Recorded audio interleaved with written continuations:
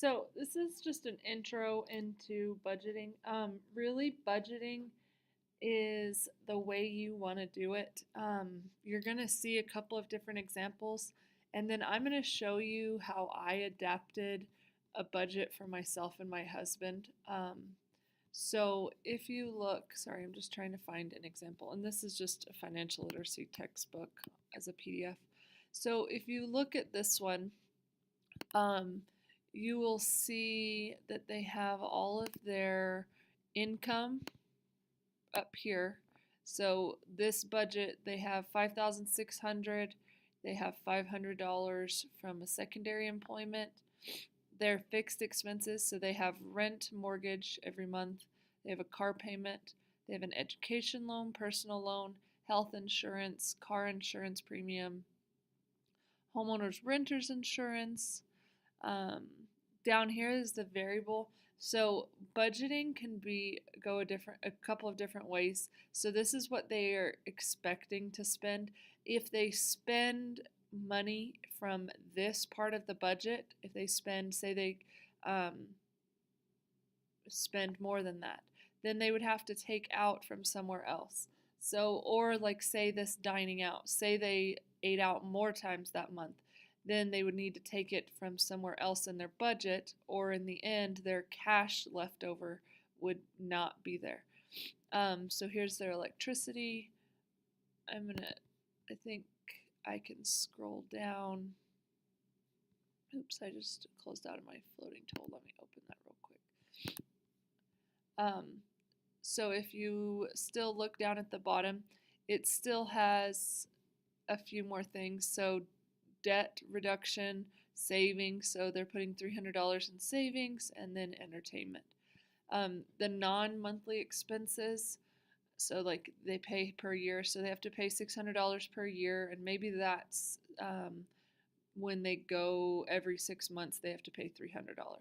Auto related, so maybe that's just something that they keep aside. So if something breaks on their car, home, same thing if something breaks in the car. Life insurance, tuition, vacation, so they're saving $1,200 a year for vacation, gifts, contributions, repairs, taxes. They pay quite a bit in tax.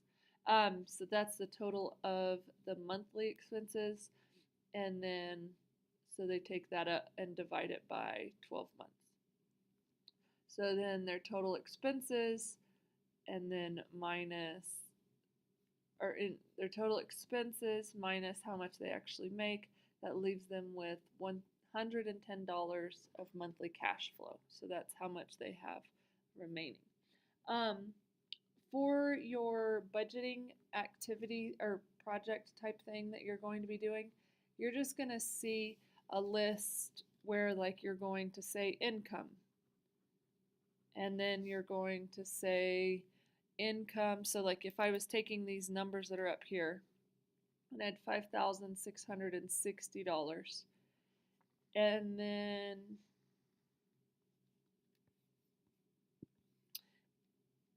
expenses. Oh, yeah. So this is income. So this is the plus part, and then expenses, I can't spell. This is the minus part.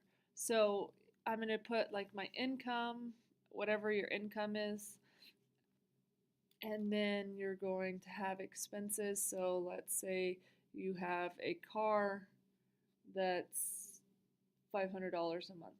Remember, if it gives you something as a yearly, so like if it said that your yearly car payment was 6,000, or if that's how much you needed, or if your income was 6,000 or whatever it is, divide it by 12 to get your monthly. So 6,000 divided by 12 would be 500. And then you're going to like total all of that up, and I'll pull up the part right here. So you're going to total your incomes, you're going to total your expenses down here at the bottom, write those two totals here, and then you will say, you will subtract those two. So if this was all I had, I would have 5,600. no, let's put a few more. Let's say our house was 2,000. Oh, I put that in the wrong spot. 2,000. And then we had daycare as one of our extras. So daycare was $700 a month. So 2,000 plus 500 plus 7, so 7, 8, 9, 10, 11, 12. So 1,200 plus 2,000 would be 3,200. I'm just going to check my math because I'm still not feeling well today. So I'm going to do 500 plus 2,000 plus 700. Yeah, 3,200. Okay. So then that is my income and my expenses. And then if you look at the bottom, it says debt. I'll scoot this up. To income. So debt to income ratio. This is what banks use or credit bureaus use to figure out if you really can afford. So they're going to look at like all of these payments you have. They won't necessarily in your credit score be able to see daycare, but they're definitely going to be able to see like car loans that you've taken out, house loans, credit card debt, credit card payments, anything like that.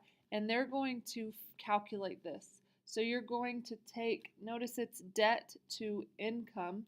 So you're going to do debt, which is your expenses, so 3,200 divided by your income, which is 5,600, and it's going to give you a decimal. So if I do 3,200 divided by 5,600, 0.5714, and I'll stop there, and the 2 would make the 4 stay. And then if you look down here at the bottom, it has the percentage sign. That means you need to change this to a percent. So remember, move the decimal twice. So this debt to income ratio would be 57.14%. So 57% of their expenses each month, or their income each month, is being used on expenses. So when you calculate this, I just want you to do this straight number divided by that number. But in real life, like I just got a new house, so I got a new mortgage, that would be, they wouldn't use things like daycare. They would only look at things like loans that they could actually see. So 57.14% of my income is being used. You do not want this to be larger than 100%. That means you are getting more in debt every month. And then your over under budget amount, that's just if you subtract the 2, how much money are you left with? So in this case, I would be left with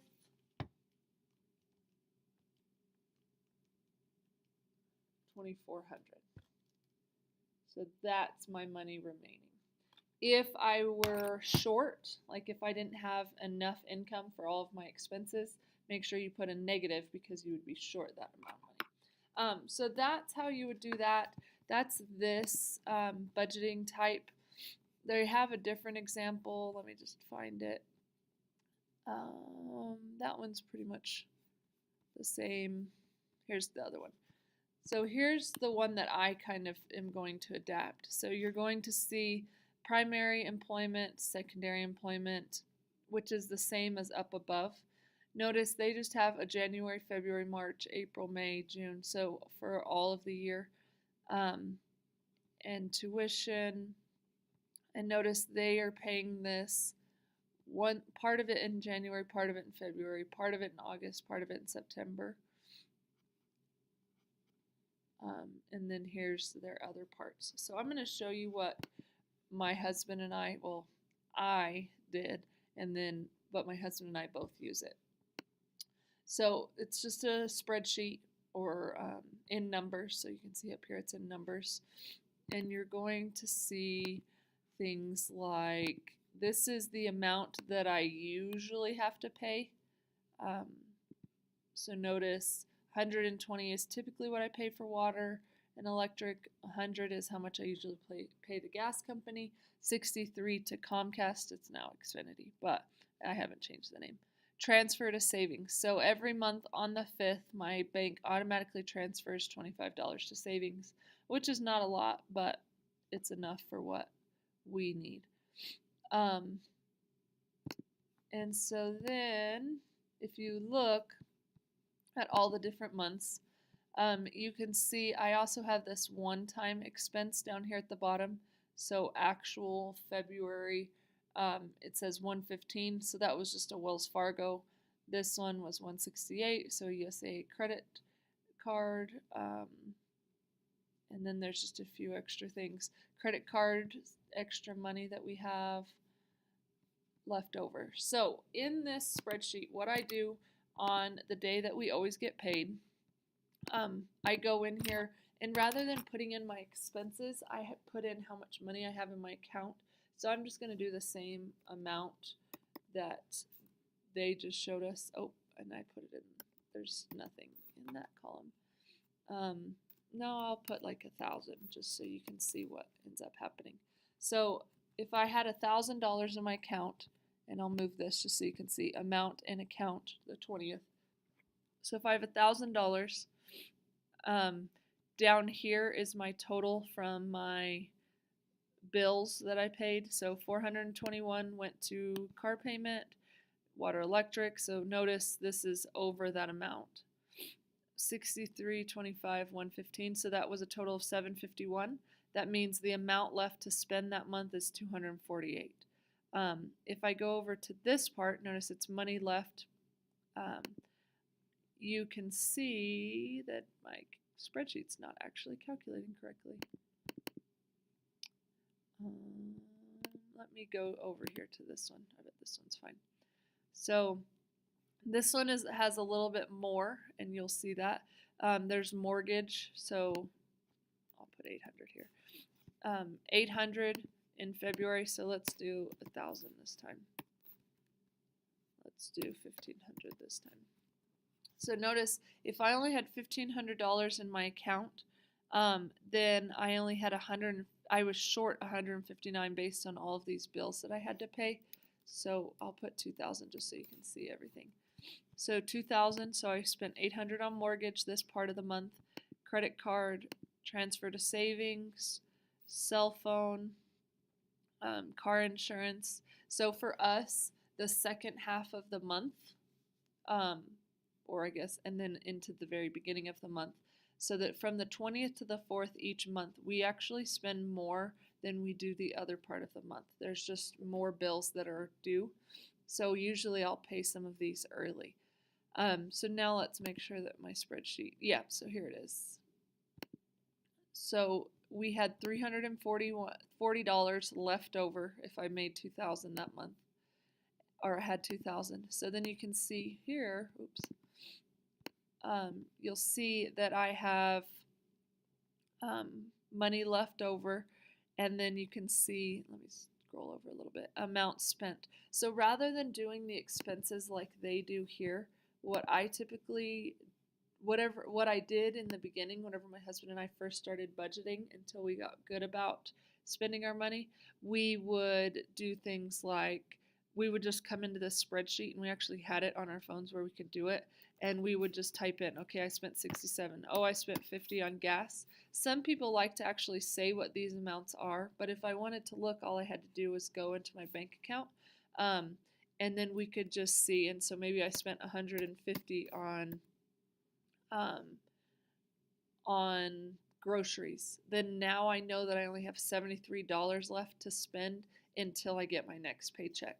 So you can see 550, 521 in this column. So that's just how my husband and I found the easiest way. In the beginning, we were like trying to write it all out, like, okay, here's our income, here's how much money we need to spend on all of these things, and it was just a lot easier to put it in a spreadsheet.